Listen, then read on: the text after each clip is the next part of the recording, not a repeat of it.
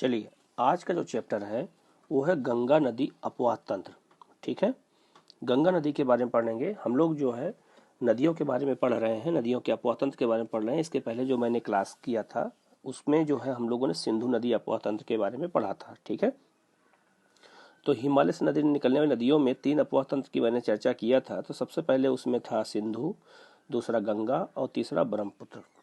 ठीक है, तो आज हम जो चर्चा करेंगे वो चर्चा करेंगे गंगा नदी अपवाह तंत्र की। और ये नदी हमारे देश के लिए बहुत इंपॉर्टेंट है, बहुत पवित्र है। ठीक है, और ये हमारे हिंदू धर्म के कल्चर को डिसाइड करती है। ठीक है, तो गंगा नदी जो है ये ऐसा क्षेत्र है जो वैदिक काल के बाद उत्तर वैदिक काल में ये बहुत बड़ी भूमिका निभाई। और यहीं से हमारे यहाँ कृषि की शुरुआत होती है। ठीक है, कृषि की व्यवस्था की व्यापक पैमाने पर शुरुआत होती है। 16 महाजनपदों का निर्माण की घाटी भी यही है। ठीक है, तो इतिहास में भी नदी का बहुत महत्व है और वर्तमान में भी नदी का बहुत महत्व है। ठीक है, सबसे अधिक जनसंख्या वाला क्षेत्र इसी नदी बेसिन में स्थित है। ठीक है, तो इसलिए हमें नदी के बारे में पढ़ना जरूरी है इसके बारे में। लेकिन समझना पड़ेगा, ये जो मैप आपको स्क्रीन पे दिख रहा है ये उत्तराखंड का मैप है। ठीक है, उत्तराखंड का ये मैप है। और उत्तराखंड में नदियां जो है कई अलग अलग प्रयाग का निर्माण करती हैं मिलने से। ठीक है, तो उनको हम अलग अलग नाम से जानते हैं और किस प्रयाग में कौन नदियां आकर के मिलती हैं। जैसे बहुत ध्यान समझना कि गंगा नदी जो है वो उत्तराखंड में गंगोत्री नामक ग्लेशियर में गोमुख नामक स्थान से भागीरथी के नाम से निकलती है। ठीक है, गंगा नदी गंगोत्री ग्लेशियर में गोमुख नामक स्थान से भागीरथी के नाम से निकलती है। और देवप्रयाग में अलकनंदा नदी के मिलने से ये गंगा नदी के नाम से जानी जाती है। ठीक है, तो देवप्रयाग में अलकनंदा नदी आके मिलती है तो ये देवप्रयाग के नाम से जानी जाती है। ठीक है, लेकिन इसमें और भी बहुत सारे प्रयाग हैं। ठीक है, और वो हिंदू धर्म के लिए बहुत पवित्र है। जैसे यहाँ केदारनाथ है, तो केदारनाथ से मंदाकिनी नदी निकलती है जिसे हम काली गंगा भी बोलते हैं। ठीक है, और वो अलकनंदा नदी से रुद्रप्रयाग में आकर के मिल जाती है। तो रुद्रप्रयाग में पूछा जाएगा एग्जाम में कौन नदी मिलती है, तो मंदाकिनी अलकनंदा से मिलती है। इसके बाद अलकनंदा नदी में जो है कर्णप्रयाग स्थान है, ये सब स्थान है, शहर है। कर्णप्रयाग में आकर के पिंडार नदी मिलती है। ठीक है, तो कर्णप्रयाग में पिंडार नदी के मिलने से यहाँ पर जो है ये जो है अलकनंदा में आके मिल जाती है, उसकी सहाय नदी है।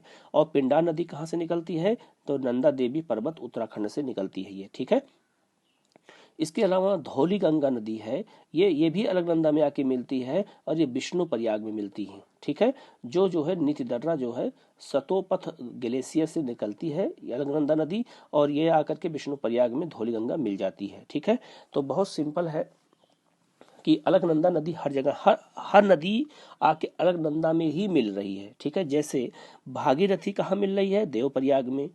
कर्णप्रयाग रुद्रप्रयाग में कौन मिल रही है, मंदाकिनी, किससे, अलकनंदा से।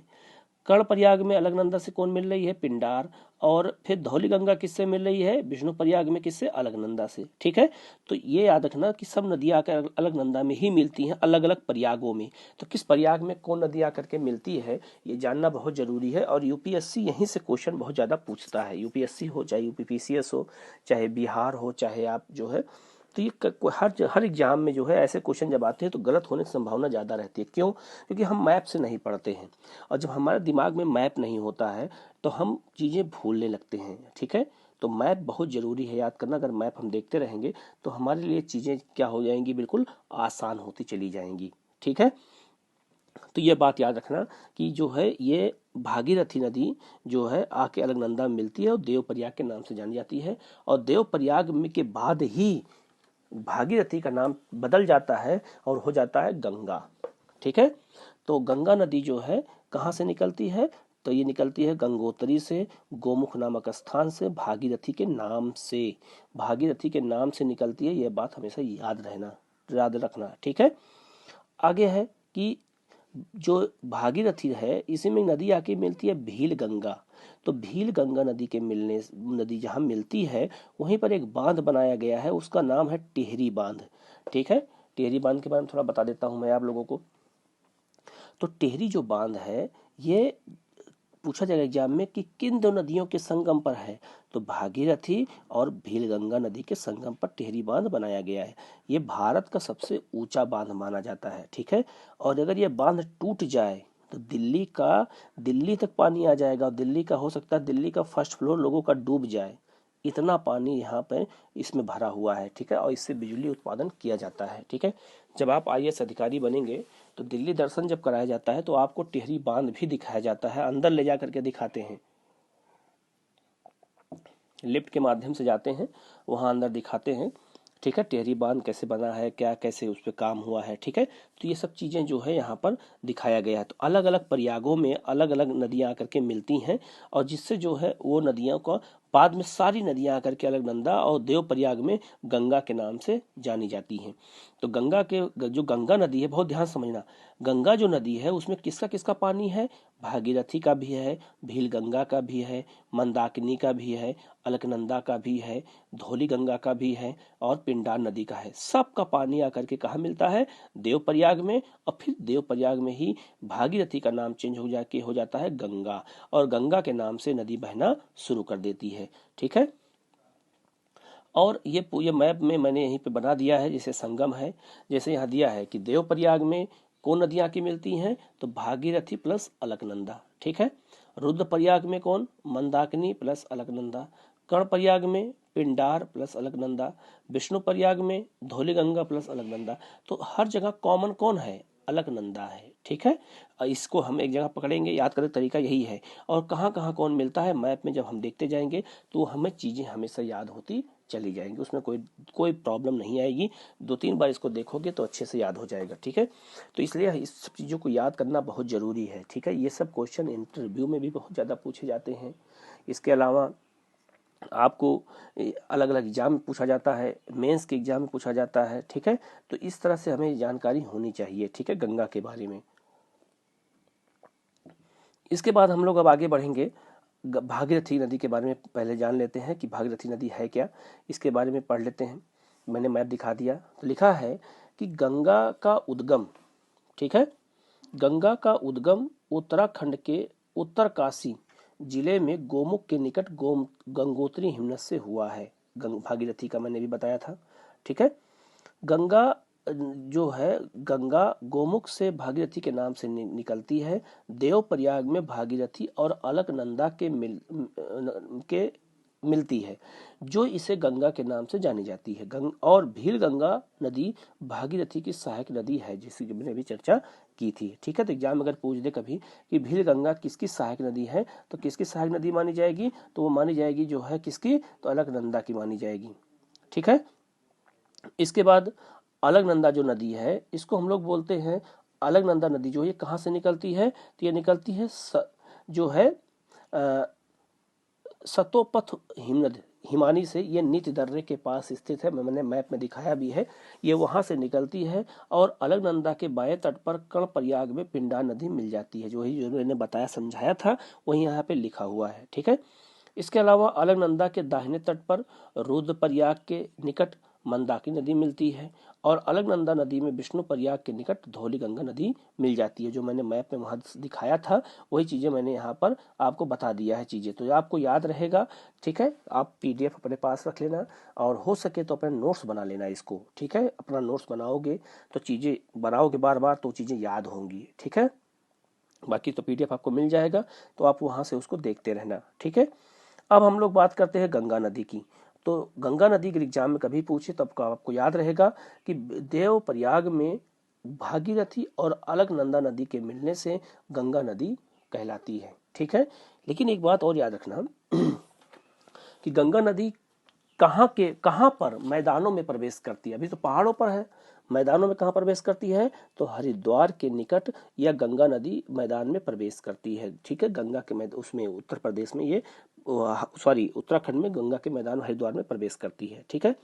इसके बाद गंगा नदी की विशेषता क्या है, तो गंगा नदी यमुना नदी जो है, जो इलाहाबाद या प्रयाग में गंगा नदी से मिलती है, या गंगा की सबसे बड़ी सहायक नदी मानी जाती है, ठीक है। एग्जाम में अगर कभी पूछ दे कि गंगा नदी की सबसे बड़ी सहायक नदी कौन सी है, तो गंगा नदी की सबसे बड़ी सहायक नदी है यमुना, ठीक है। यमुना नदी गंगा की सबसे बड़ी सहायक नदी मानी जाती है, ठीक है, और वो भी जो है उत्तराखंड में निकलती है, और अभी उसके बारे में डिटेल बताऊंगा अलग से, ठीक है। इसके अलावा गंगा नदी जो है 5 राज्यों में बहती है। एग्जाम में पूछ देगा कि गंगा नदी भारत के कितने राज्य में बहती है, तो गंगा नदी भारत के 5 राज्य में बहती है, ठीक है। जैसे इसकी कुल लंबाई कितनी है, 2525 किलोमीटर। गंगा की लंबाई कितनी है, 2525 किलोमीटर की इसकी लंबाई है गंगा की, ठीक है। लेकिन हर स्टेट में इसकी लंबाई क्या है, तो मैंने किलोमीटर के अनुसार सजा दिया है। तो कभी कभी हो सकता है कि क्रम पूछ दे कि गंगा नदी की सबसे अधिक चौड़ाई किसमें है, सबसे कम चौड़ाई कहाँ है, तो ये सब चीज़ें आपको याद करना बहुत जरूरी है, ठीक है। तो जैसे गंगा नदी उत्तर प्रदेश में 1140 किलोमीटर बहती है, 1140 किलोमीटर का सफर तय करती है उत्तर प्रदेश में, जो सबसे ज्यादा है, ठीक है। पश्चिम बंगाल में 520 किलोमीटर, बिहार में 445 किलोमीटर, उत्तराखंड में 310 किलोमीटर और झारखंड में 25 किलोमीटर। यहाँ पे नोट कर लेना, 25 किलोमीटर जो है गंगा नदी झारखंड में भी बहती है, ठीक है। तो ये टोटल मिलाकर के 2525 किलोमीटर की लंबाई जो है गंगा नदी की है, ठीक है। इसमें कुछ हो सकता है, कुछ किलोमीटर इधर उधर हो जाए, तो बहुत ज्यादा कंफ्यूज मत होना, परेशान मत होना, ठीक है। अब हम बात करते हैं गंगा नदी। एग्जाम में कभी पूछ दे कि गंगा नदी सबसे अधिक किस स्टेट में बहती है, तो उत्तर प्रदेश में। सबसे कम किस में बहती है, तो झारखंड में, ठीक है, ये बात याद रखना। इसके अलावा गंगा नदी जो है, गंगा नदी की विशेषता ये है कि गंगा नदी फरक्का बंगाल के पास 2 धाराओं में बट जाती है, ठीक है। 2 धाराओं में बट जाती है। मैं पहले मैप समझा देता हूँ, फिर यहाँ समझ लिखता हूँ, ठीक है। ये देखो ध्यान से, तो यहाँ देखो गंगा नदी का मैप बना हुआ है। तो गंगा नदी गंगोत्री ग्लेशियर से जब निकलती है तो ये फरक्का बांध के पास 2 धाराओं में बढ़ जाती है। इसकी एक धारा भारत में बहती है, एक धारा बांग्लादेश में चली जाती है। तो जो धारा पश्चिम बंगाल में बहती है उसको ऊपरी भाग में कहते हैं भागीरथी, और फिर लास्ट में उसको बोल देते हैं हुगली। और जो बांग्लादेश में प्रवेश करती है उसको हम बोलते हैं पद्मा, ठीक है। तो गंगा नदी को बांग्लादेश में किस नाम से जाना जाता है, तो गंगा नदी को बांग्लादेश में पद्मा के नाम से जानते हैं, ये बात याद रखना, ठीक है, भूलना नहीं। गंगा नदी को बांग्लादेश में प्रवेश नाम वो पद्मा के नाम जानते हैं, और बाद में फिर बंगाल की खाड़ी में जाकर के वो नदी गिर जाती है, ठीक है। इसके अलावा गंगा नदी जब बह रही है, इधर से ऐसे बह रही है, तो गंगा नदी का बायां तट कौन सा हुआ, बायां किनारा, ये हुआ बायां किनारा और ये हुआ दायां किनारा। तो नदियां दाईं ओर से कौन कौन नदियां आके मिलती है गंगा में, और बाईं तरफ से कौन कौन नदियां आके मिलती है, सारा मैप मैंने यहाँ पे बना दिया है, ठीक है। जैसे गंगा नदी के बाईं सहायक नदियां कौन कौन सी हैं, ठीक है। बहुत एग्जाम में पूछा जाता है कि बाईं सहायक नदियां कौन कौन सी हैं, सबका मैप बना हुआ है। जैसे सबसे पहले बाईं सहायक नदी में है रामगंगा, फिर है गोमती, फिर है घाघरा, फिर है गंडक, फिर है बूढ़ी गंडक, फिर है कोसी, फिर है महानंदा। भारत में मिलने, और फिर है ब्रह्मपुत्रा। ब्रह्मपुत्रा भी इसी की सहायक नदी मानी जाती है, लेकिन वो बांग्लादेश से मिलती है। अब भारत में अंतिम बाईं सहायक नदी कौन है, महानंदा, जो सिक्किम से निकल करके आती है, और बिहार में जो है ये गंगा नदी से मिल जाती है, ठीक है। ये भी बाढ़ के लिए प्रसिद्ध है। कोसी भी बहुत प्रसिद्ध है, आगे एक एक करके मैं चर्चा करूंगा इन सबकी। लेकिन अगर हम बात करें गंगा की दाईं सहायक नदियों की बात करें, तो दाईं सहायक नदियों में सबसे पहले आता है यमुना, सबसे बड़ी सहायक नदी मानी जाती है गंगा की। दूसरा नदी है टोंस। टोंस 2 नदियां हैं, दोनों अलग अलग बताता हूं मैं, ठीक है। टोंस नदी ये भी है, ये इलाहाबाद के निकट मिल जाती है। फिर है सोन है, फिर पुनपुन है, और फिर फल्गु है, ठीक है। इसके अलावा पेज नंबर अगर आप 21-22 पे जाकर के देखेंगे तो वहां भी आपको ये मिल जाएगा, एटलस में जाकर वहां देख सकते हैं, ठीक है। अब हम विशेषताओं की चर्चा कर लेते हैं एक एक करके। तो यहाँ एक चीज़ और बताना आपको जरूरी है कि देखो यहाँ पर मणिपुर और नागालैंड के पास मणिपुर पहाड़ी है, ठीक है। तो इसी पहाड़ी से नदी निकलती है, बराक नदी। इस बराक नदी को बांग्लादेश में सुरमा नदी कहा जाता है। और ये बराक नदी अभी आगे बताऊंगा अभी।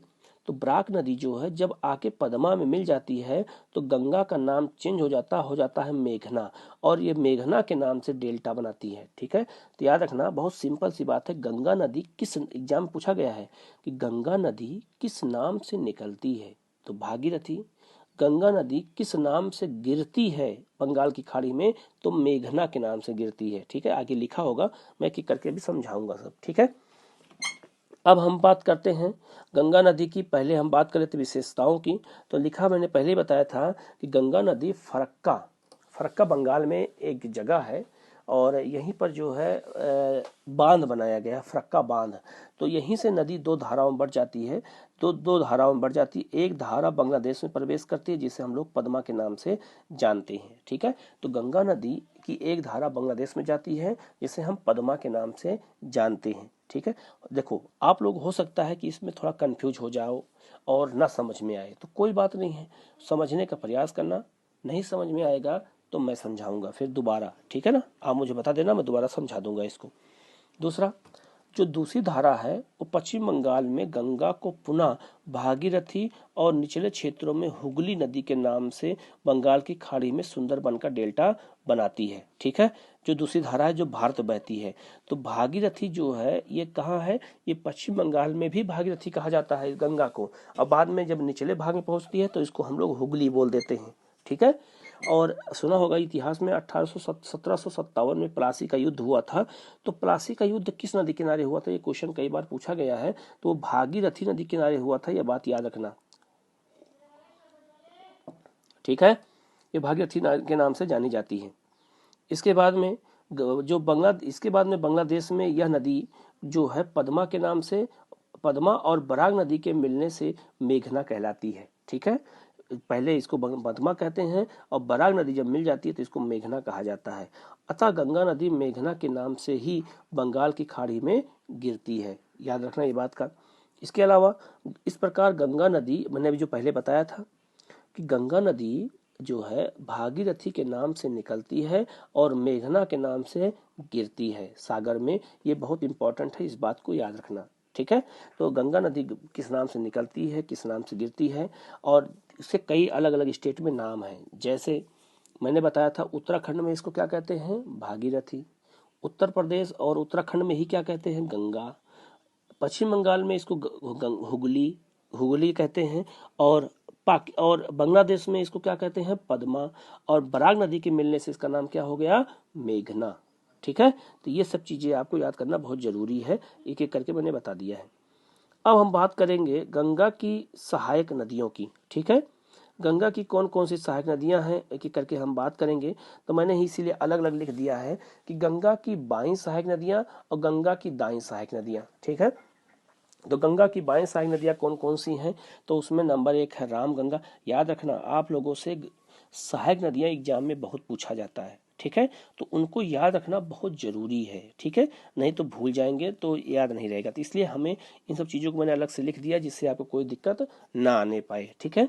आप गौर करना, तो गंगा की जो बाईं सहायक नदियां हैं उसमें सबसे पहला आता है रामगंगा, फिर गोमती, फिर घाघरा, फिर गंडक, फिर बूढ़ी गंडक, फिर कोसी, फिर महानंदा और फिर ब्रह्मपुत्र नदी। ये 8 नदियां जो है इंपॉर्टेंट हैं, और ये किसकी सहायक नदियां हैं, गंगा की, जो बाईं तरफ से आकर के मिलती हैं। अब दाईं तरफ की नदियों की बात करें तो है उसमें यमुना, टोंस, सोन नदी, पुनपुन नदी, दरधा नदी और फल्गु नदी।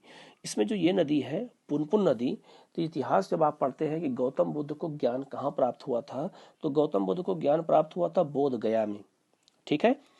बोध गया में प्राप्त हुआ था, और बोध गया किस नदी किनारे है, तो पुनपुन नदी के किनारे ही बोध गया पड़ता है, यह बात याद रखना।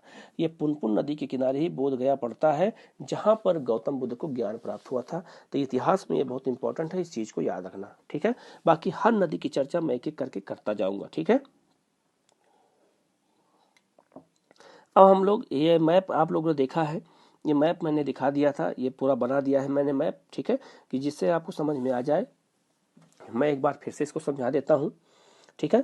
तो याद रखना, गंगा नदी गंगोत्री ग्लेशियर से निकलती है और भागीरथी के नाम से देवप्रयाग में अलकनंदा के मिलने से ये गंगा नदी के नाम से जानी जाती है।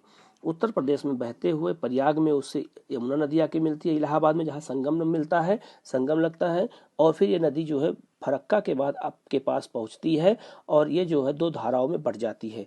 2 धाराओं में जब बढ़ती है तो इसकी 2 धारा कौन कौन सी है, तो एक धारा जो है आपकी है जो पद्मा के नाम से जानी जाती है, और एक धारा जो है वो आपकी जो है एक ये भागीरथी ऊपरी भाग में और निचले भाग में हुगली कहते हैं, और एक धारा जो है वो देखो चली आई है। बांग्लादेश में पद्मा और लास्ट में इसको मेघना कहते हैं, लिखा नहीं है मैंने, यहाँ मेघना कहते हैं। ठीक है, तो ये दो धाराओं में गंगा नदी बढ़ जाती है।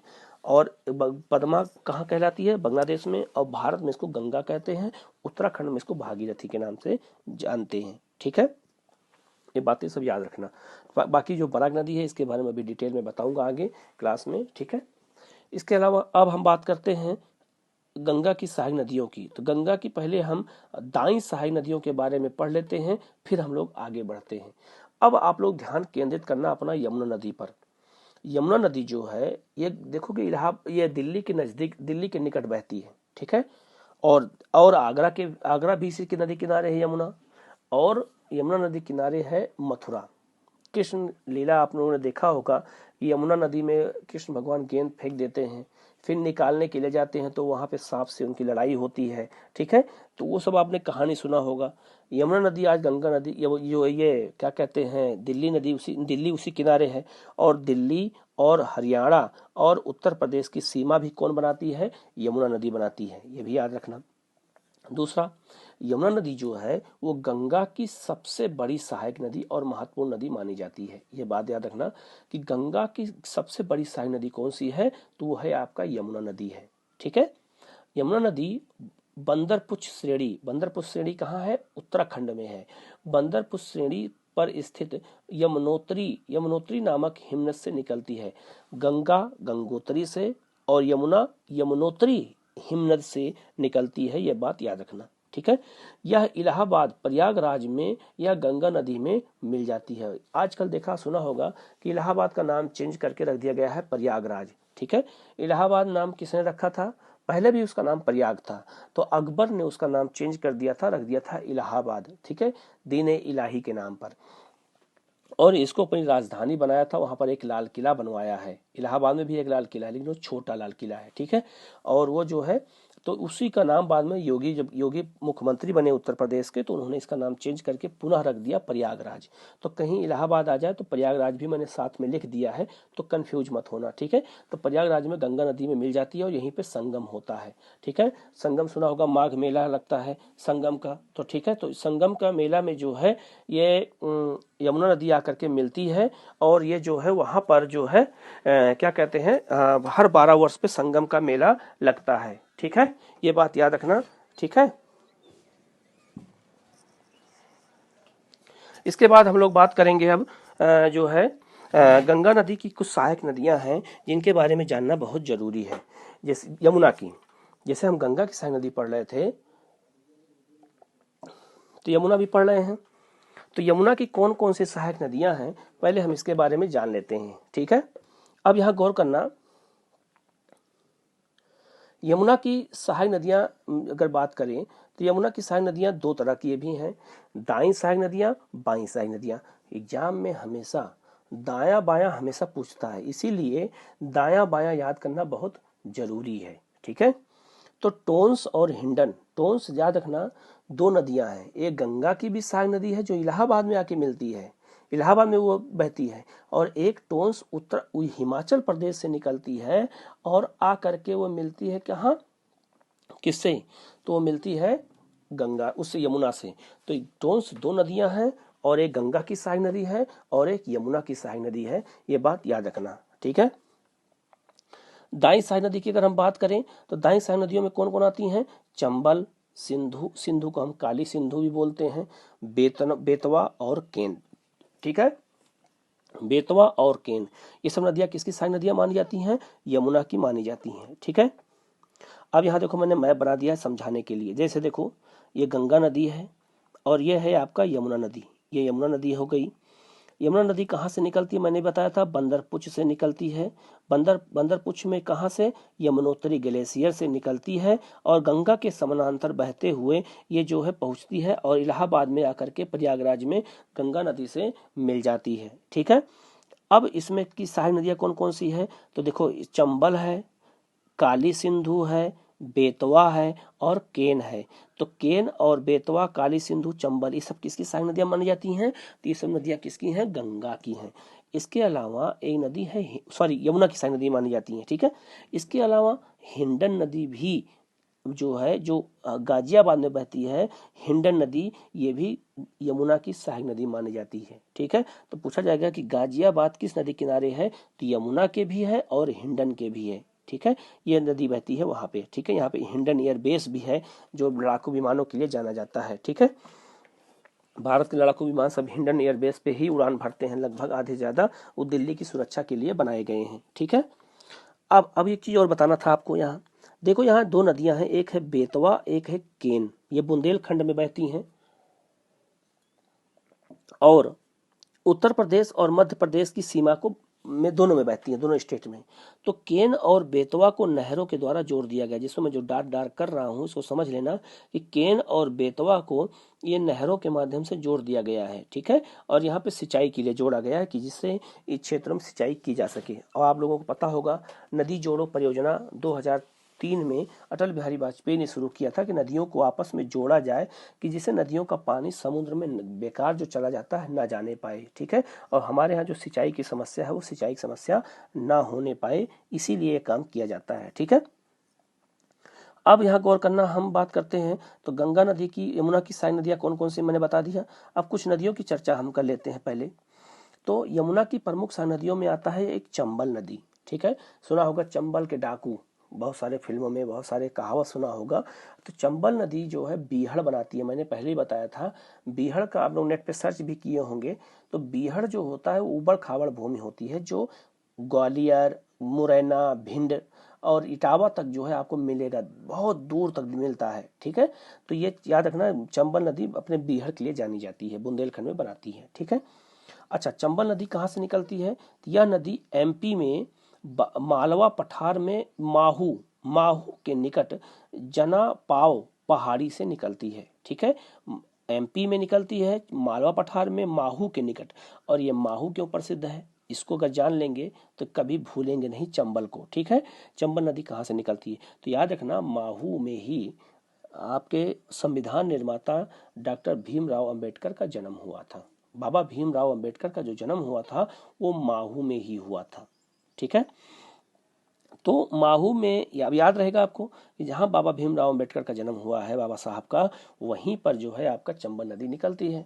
ऐसे जब ट्रिक याद करते हैं तो हमें चीजें अच्छे से याद हो जाती हैं। ठीक है, यह यमुना की दाईं सहायक नदी मानी जाती है। ठीक है, जो यूपी में इटावा के निकट, यह यमुना की दाईं सहायक नदी मानी जाती है जो यूपी में इटावा के निकट यमुना में आकर के मिल जाती है। यमुना नदी जो है उत्तर प्रदेश का जो जिला है इटावा, वहीं पर आकर के यमुना से मिल जाती है। ठीक है, और एक बहुत इंपॉर्टेंट चीज है, इस नदी पर 3 बांध बनाया गया है और 3 महापुरुषों पे बनाया गया है। ठीक है, तो इस नदी पर 3 बांध जो कौन कौन से हैं, तो इस नदी पर गांधी सागर बांध है, राणा प्रताप सागर बांध है और जवाहर सागर बांध बनाया गया है। ठीक है, तो एग्जाम में पूछा जाएगा कि गांधी सागर बांध किस नदी पर है, चंबल पर। राणा प्रताप सागर बांध किस नदी पर है, चंबल पर। जवाहर सागर बांध किस नदी पर है, चंबल पर। ठीक है, तो इन सब नदियों के बारे में आपको याद रखना है, बहुत जरूरी है। इसके अलावा इस नदी ने बुंदेलखंड में बीहड़ का निर्माण करती है, मैंने अभी बीहड़ के बारे में बताया। तो एग्जाम में कभी भी आ जाए कि बीहड़ कौन नदी बनाती है, बीहड़ मतलब होता है ऊबड़ खाबड़ भूमि, कौन बनाती है, तो ये बनाती है चंबल नदी, ये बात याद रखना। ठीक है, इसके अलावा चंबल की सहायक नदियां कौन कौन सी हैं, ये भी पूछा जा सकता है। तो बनास बनास इसकी सहायक नदी किसकी है, चंबल की। क्षिप्रा, पार्वती, ये 3 प्रमुख सहायक नदियां किसकी हैं, चंबल की। क्षिप्रा नदी के बारे में बता देता हूँ। क्षिप्रा नदी के किनारे ही उज्जैन स्थित है जहां पे महाकाल का मंदिर है। ठीक है, महाकाल का जो मंदिर है वो क्षिप्रा नदी किनारे है और यहाँ भी कुंभ का मेला लगता है। ठीक है, तो गंगा संगम पे भी लगता है, इलाहाबाद में भी प्रयाग मेला लगता है, हरिद्वार में भी संगम मेला लगता है, और क्षिप्रा में, उज्जैन में भी, महाकाल में भी में जो है संगम मेला लगता है। ठीक है, इसके अलावा गोदावरी नदी पर भी संगम मेला लगता है, इसकी संगम मेला चर्चा अलग से मैं करूंगा। ठीक है, तो याद रखना क्षिप्रा पूछा जाएगा एग्जाम में, क्योंकि क्षिप्रा का इंपॉर्टेंस बहुत ज्यादा है। उज्जैन नदी इसी नदी किनारे है और संगम लगता है यहाँ पर जो है, तो इसलिए इसका इंपॉर्टेंस ज्यादा है। तो क्षिप्रा जो है पूछा जाएगा एग्जाम में कि क्षिप्रा किसकी सहायक नदी है, तो क्षिप्रा जो है चंबल की सहायक नदी है। ठीक है, इसके अलावा केन नदी, केन के बारे में बता देता हूँ। केन एमपी में सतना जिले में कैमूर की पहाड़ी से निकलती है और यमुना में मिल जाती है, ठीक है। और बेतवा नदी के बारे में भी वही है। यह नदी रायसेन जिले में विंध्य पर्वत श्रृंखला से निकलती है और इस नदी पर माता टीला बांध स्थित है। माता टीला बांध को लिख लेना, रानी लक्ष्मीबाई बांध भी बोलते हैं, ठीक है। बेतवा नदी पर है। तो एग्जाम में कई बार कम से कम ये माता टीला बांध कम से कम उत्तर प्रदेश और जो है बिहार, उत्तर प्रदेश में कम से कम 10-12 बार पूछा जा चुका है कि माता टीला बांध किस नदी पर है। तो ये बेतवा पर है। इसको रानी लक्ष्मीबाई बांध भी बोलते हैं। ये उस समय मुझे ध्यान नहीं आया तो मैं नहीं लिख पाया नोट्स में, तो इसको आप लोग लिख लेना कि माता टीला बांध को रानी लक्ष्मीबाई बांध भी बोला जाता है। यमुना नदी की सहायक नदी यह है बेतवा, ठीक है। इसके अलावा टोंस, ये सब आपको मैं नदी में नदियाँ मिल जाएंगी। पेज नंबर 21 पे आप जाओगे तो वहाँ सब नदियाँ आपको मिल जाएंगी, ठीक है। इसके अलावा हम बात करते हैं अब टोंस नदी की। तो टोंस नदी यह हिमाचल प्रदेश में बहती है, यह यमुना की सहायक नदी है। तो मैंने पहले बताया था, ध्यान से समझ लेना। टोंस नदी दो है, एक हिमाचल प्रदेश में बहती है जो यमुना की सहायक नदी है, और एक टोंस नदी इलाहाबाद के निकट बहती है जो गंगा की सहायक नदी है। तो दो टोन्स हैं, एक यमुना की और एक गंगा की सहायक नदियां हैं। मैंने सबको बता दिया है, इसलिए इन सबको याद रखना बहुत जरूरी है, ठीक है। इसके बाद अब हम लोग बात करते हैं गंगा की अन्य दाई सहायक नदियां, ठीक है। गंगा की अन्य दाई सहायक नदियों की पहले बात कर लेंगे, ठीक है। हमने यमुना की बात किया, यमुना की सहायक नदियों की बात किया। तो यमुना भी किसकी सहायक नदी है? गंगा की कौन सी सहायक नदी है? तो दाई सहायक नदी है गंगा की, ठीक है। इसलिए हमें याद करना बहुत जरूरी है, ठीक है। अब हम बात करते हैं टोन्स। देखो वहां भी टोन्स आया, यहाँ भी टोन्स आया। तो टोन्स जो है गंगा की भी है और यमुना की भी है। तो टोन्स जो है पुराणों में इसे तमसा नदी कहते हैं, ठीक है।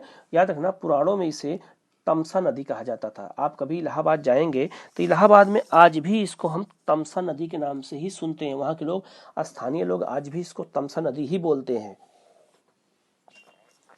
ठीक है।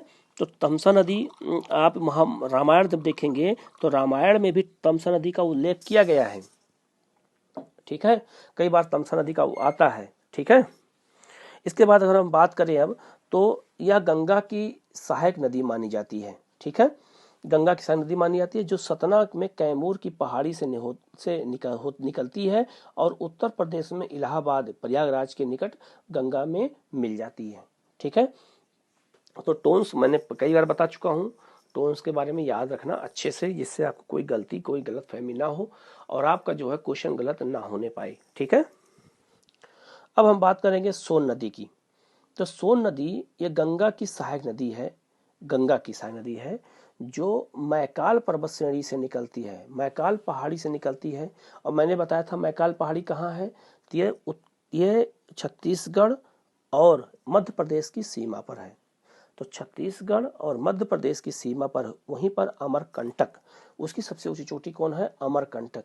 तो यहीं से नदी निकलती है सोन नदी, और ये जो है ये मध्य प्रदेश और छत्तीसगढ़ में बहते हुए बिहार, उत्तर प्रदेश के मैसूर, ये सोनभद्र जिले में बहते हुए और ये प्रवेश करती है बिहार में। और बिहार में जब प्रवेश करती है तो ये जाके वहाँ पटना के निकट गंगा नदी में मिल जाती है, ठीक है। लिखा है यह गंगा की सहायक नदी है। इसका उद्गम अमरकंटक से होता है जो मैकाल पहाड़ी में स्थित है। यह बिहार में गंगा से बाईं तरफ से आके मिलती है और इस नदी पर बाण सागर परियोजना स्थित है। एग्जाम में पूछा जाएगा आपको कि बाण सागर परियोजना किस नदी पर है, और यह क्वेश्चन कम से कम 20-25 बार आ चुका है। तो एमपी में भी, बिहार में भी और उत्तर प्रदेश में भी और आईएएस में भी पूछा जा चुका है कि बाण सागर परियोजना किस नदी पर है। तो एक सोन नदी पर है। और ये परियोजना अकेले यूपी या एमपी या बिहार की नहीं है, ये परियोजना तीनों राज्य की संयुक्त परियोजना है, ठीक है। एमपी, यूपी और बिहार की संयुक्त परियोजना है। ये क्वेश्चन आया है, क्वेश्चन पूछा जाएगा कि बाण सागर परियोजना किन तीन राज्यों की संयुक्त परियोजना है। तो यूपी, एमपी और बिहार, यहाँ से जो जल विद्युत का उत्पादन होता है, जो विद्युत उत्पादन होता है, ये तीनों राज्य को बराबर बराबर दिया जाता है। बिहार भी इसका लाइट का यूज करता है, यूपी भी करता है और एमपी भी करता है, ठीक है। इसका नाम सोन क्यों रखा गया? क्योंकि इस नदी में की बालू में सोना पाया जाता है। मैंने पहले भी चर्चा किया था, तो सोना पाया जाता है इस नदी में, इसीलिए इसका नाम क्या पड़ गया, सोन नदी, इसकी बालू में। लेकिन बहुत इसकी मात्रा बहुत कम होती है, मत समझना कि चल के वहीं बसा जाए बालू पे ही, वहाँ से सोना सब निकाल लिया जाए, वो सब सरकार की संपत्ति है, वो आपको से कोई मतलब वहाँ नहीं है। ठीक है, आगे बढ़ते हैं। अब हम बात करेंगे गंगा की बाईं सहायक नदियों की। ठीक है, बाईं सहायक नदियाँ कौन कौन सी हैं जो गंगा में आकर के मिलती हैं, तो उसमें सबसे पहली है राम गंगा नदी। राम गंगा नदी ये सबसे पश्चिमी सहायक नदी मानी जाती है, सबसे बाईं तरफ से आके मिलती है, और यह नदी उत्तराखंड में गढ़वाल जिले में गढ़वाल पहाड़ी से निकलती है और कन्नौज के निकट गंगा नदी में मिल जाती है। जो लोग कन्नौज के रहने वाले हैं होंगे, जो कन्नौज के बारे में जानते हैं, उनको पता होगा कि वहाँ पर दो नदियों का संगम है, राम गंगा और गंगा नदी का। तो गंगा नदी पूछा जाएगा कि गंगा नदी किस, ये कन्नौज किस नदी किनारे है, तो गंगा नदी किनारे है। ठीक है, और राम गंगा। और कन्नौज का जो इम्पोर्टेंस क्यों है, क्योंकि कन्नौज आपको पता होगा कि कन्नौज जो है ये हर्ष की राजधानी थी। ठीक है, और होयनसांग यहाँ आया था हर्ष के समय में, इतिहास में। तो गंगा कन्नौज का बहुत महत्व है। ठीक है, और जो है बाद में जो है यहाँ पर जयचंद का भी शासन था कन्नौज पर, और यहीं पर चंदावर का युद्ध हुआ था, तराइन के युद्ध के बाद तो कब्जा कर लिया गया था। किसने, जो है ऐबक ने इस पर मोहम्मद गौरी ने इस पर अधिकार कर लिया था। ठीक है, तो याद रखना ये सब चीज़ें बहुत इंपॉर्टेंट हैं, मैं जो इसीलिए इतिहास को थोड़ा सा जोड़ देता हूँ जिससे आपको थोड़ा सा अच्छा लगे। ठीक है, तो राम गंगा नदी जो है ये कन्नौज के निकट आकर के गंगा नदी में मिल जाती है। ठीक है, दूसरी है गोमती नदी। गोमती नदी के बारे में आप लोगों ने सुना होगा कि लखनऊ और जौनपुर नाम जो इसी नदी किनारे स्थित है। उत्तर प्रदेश की राजधानी लखनऊ और जौनपुर, सुल्तानपुर, ठीक है, उत्तर प्रदेश में सुल्तानपुर पड़ता है, सुल्तानपुर, ये सब नदियाँ, ये सब जिले किस नदी किनारे हैं, तो गंगा नदी किनारे स्थित हैं। ठीक है, गोमती नदी किनारे स्थित है। गोमती नदी जो है यह नदी यूपी में पीलीभीत जिले में गोमत ताल फुल्लर झील से निकलती है। याद रखना, गंगा की एक ऐसी सहायक नदी है जो किसी मैदानी क्षेत्र से निकलती है, वो भी झील से निकलती है। ठीक है, झील से निकलती है। यह गंगा नदी की एकमात्र सहायक नदी है जो मैदान से निकलती है। ठीक है, गोमती के बारे में, और मैंने पहले बताया कि गोमती नदी के किनारे 3 शहर प्रमुख हैं, लखनऊ, जौनपुर और सुल्तानपुर। मैंने सुल्तानपुर नहीं लिखा है, सुल्तानपुर आप जो लिख लेना। ये तीनों इस नदी किनारे स्थित हैं। ठीक है, अब हम बात करते हैं घाघरा नदी की। घाघरा को सरयू नदी भी बोला जाता है। ठीक है, इसको शारदा नदी भी बोलते हैं, मैंने नहीं बोला, लिखा है, आप लिख लेना, इसको शारदा नदी भी बोलते हैं। और ये घाघरा नदी, इसको सरयू नदी के नाम से जाना जाता है। यह नदी तिब्बत में मानसरोवर में स्थित नामचा चुंग हिमनद से निकलती है, तिब्बत से निकलती है, और हिमालय को काटते हुए, पूर्ववर्ती नदी का उदाहरण है, हिमालय को काटते हुए बहती है। और नेपाल में इसको कहते हैं करनैली नदी। याद रखना, पूछा गया है क्वेश्चन कि घाघरा नदी को नेपाल में किस नाम से जाना जाता है, तो इसको वहां पर करनैली नदी के नाम से जानते हैं। ठीक है, और यह बिहार में छपरा जो है, बिहार के निकट जो है गंगा नदी में छपरा के निकट मिल जाती है। ठीक है, बिहार में जो छपरा जिला है वहीं पर एक गंगा नदी मिल जाती है, इससे सरयू नदी भी कहा जाता है। ठीक है, और यह जो है इसे जो है नदी किनारे अयोध्या स्थित है। जो आप अयोध्या है, आजकल फैजाबाद का नाम चेंज होकर अयोध्या हो गया है, ये भी योगी गवर्नमेंट ने किया है। तो सरयू नदी जो है के किनारे ही स्थित है वो, तो वहाँ उसको सरयू कहा जाता है, घाघरा को। ठीक है, गंगा ये अयोध्या में, और यहीं पर जो है, और याद रखना एक बात और कि घाघरा नदी भी बाढ़ के लिए बहुत प्रसिद्ध है। ये जो है मिट्टी कटाव बहुत ज़्यादा करती है। ठीक है, जो है कम से कम 2-3 किलोमीटर मिट्टी को एक साथ काट के अब नदी में मिला देती है। ठीक है, तो घाघरा नदी भी बाढ़ के लिए बहुत प्रसिद्ध है। और एक बात और बता देता हूँ कि मैंने बताया था गोखुर झील के बारे में, तो गोखुर झील सबसे अधिक कर कहीं पाया जाता है तो घाघरा नदी पर ही पाया जाता है, और खासकर कहाँ पर, तो बलिया में, छपरा जिले में। जो बिहार का बलिया जिला है, वो उत्तर प्रदेश का बलिया जिला, और छपरा जिला बिहार का, यहाँ पर ये गोखुर झील का निर्माण करती है। इसके बाद में है अगला गंडक नदी। ठीक है, गंडक नदी जो है यह नेपाल के हिमालय से निकलती है और बिहार में गंगा नदी से मिल जाती है। ठीक है। गंडक नदी के किनारे ही आपका सुना होगा चंपारण, जहां महात्मा गांधी ने आंदोलन किया था, तो ये गंगा नदी के, इसी गंडक नदी के किनारे स्थित है चंपारण, ठीक है। इसके अलावा है बूढ़ी गंडक। बूढ़ी गंडक यह नेपाल में सीमा से निकलती है और सुमेर पहाड़ी से, यह भी गंगा की सहायक नदी मानी जाती है, बाई सहायक नदी। इसके अलावा कोसी, कोसी नदी, ठीक है। तो कोसी नदी या कोसी नदी जो है ये 7 धाराओं में मिलकर बनती है। कोसी नदी नेपाल से निकलती है और इसकी 7 धाराएं होती हैं, और उन धाराओं में सबसे प्रमुख धारा कौन है? अजय नदी, अरुण नदी, अरुण नदी। तो कोसी नदी को नेपाल में अरुण के नाम से जानते हैं, ठीक है। और यह तिब्बत में गोसाई थान चोटी से निकलती है, नेपाल में बहते हुए भारत में प्रवेश करती है कोसी नदी, और यह अपना मार्ग परिवर्तन के कारण जानी जाती है। मार्ग परिवर्तन के कारण जानी जाती है, बिहार में अत्यधिक बाढ़ भी लाती है।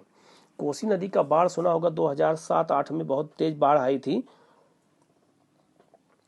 2006-7-8 में, और वहां पर जो है अधिक नुकसान किया था। और आपको पता हो कि जो लोग बिहार के, उनको पता होगा कि कोसी नदी में बाढ़ आती है, हर साल बाढ़ आती है, और लगभग 5 लाख की जनसंख्या प्रभावित होती है, ठीक है, हर साल प्रभावित होती है।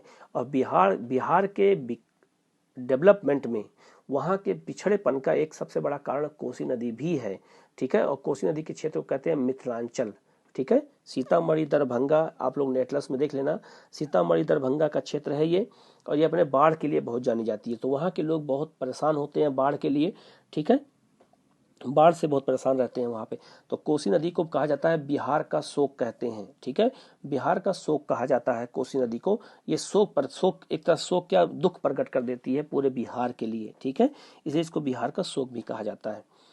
अब आते हैं महानंदा नदी। महानंदा नदी जो है ये भी बिहार की सहायक, ये भी गंगा की सहायक नदी है। कौन नदी? महानंदा नदी। तो महानंदा नदी जो है ये बिहार का शोक है, और यह नदी दार्जिलिंग की पहाड़ियों से निकलती है और भारत में गंगा के बाईं ओर आकर के मिलने वाली अंतिम सहायक नदी मानी जाती है। यह नदी बाढ़ भी लाती है, ठीक है। तो महानंदा नदी ये भी कहाँ से निकलती है? दार्जिलिंग से निकलती है और बिहार में बहते हुए गंगा में आके मिल जाती है। ये गंगा की अंतिम सहायक नदी मानी जाती है भारत में, ठीक है, ये बात याद रखना, ठीक है। तो इस तरह से मैंने गंगा के बारे में एक एक करके सारी डिटेल आपको बता दिया है कि गंगा नदी कैसे निकलती है, गंगा नदी कैसे बहती है, ठीक है। और गंगा नदी का में कौन कौन सी सहायक नदियां हैं मैंने सबकी चर्चा कर दिया है आपसे, और आप लोग उसको 2-3 बार कम से कम